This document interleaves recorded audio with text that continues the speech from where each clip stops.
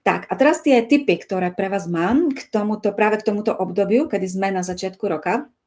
A prvým môjim tipom je ujasniť si, čo konkrétne chcete na vašom výzore, na vašom obliekaní zmeniť. Pretože možno niektoré z vás teraz hovoria, no všetko, chcem zmeniť všetko. Ja mám skúsenosti z našich projektov, že ženy, keď treba nastúpili, kedysi to tak bolo, keď sme robili akadémiu s podporou, nastúpili do akadémie, možno niektoré z vás, ktoré sledujete, to dôverne poznáte, nastúpili a mali predstavu, že za týždeň, za dva sa to všetko naučia. Za týždeň, za dva to bude všetko spracované, všetko budú vedieť a budú mať v tom úplne jasno. Ale či už je to obliekanie, či už je to učenie sa na skúšku alebo zvládnutie nejakej inej zručnosti, vždy to chce nejaký čas, vždy to chce povenovať sa tým témam postupne, nechať ich, nasať ich do seba, nechať ich pôsobiť, nechať tam pozacvakávať tie jednotlivé oblasti, aby sa vám tam vytvoril nejaký nadhľad.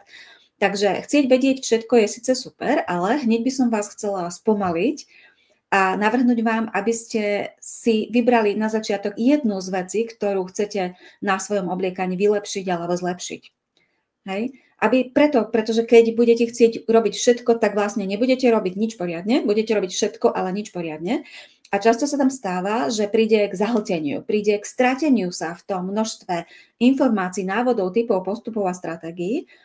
A pokiaľ je to krátky čas, tak vy medzi nimi nevidíte súvislosti. Čiže vidíte len tie stromy, ako sa hovorí, ale nemáte ten nadhľad a nevidíte ten les, ktorý tie stromy tvoria. A často potom takéto zahltenie alebo strátenie sa v tom množstve informácií vedie k takej frustrácii toho typu, že aj tak na to nemám, to nefunguje. Hej? Že vyplývajú z toho také rôzne interpretácie, ktoré sa nezakladajú síce na pravde, ale tá vaša skúsenosť zahlcujúca k tomu vás jednoducho dovedie.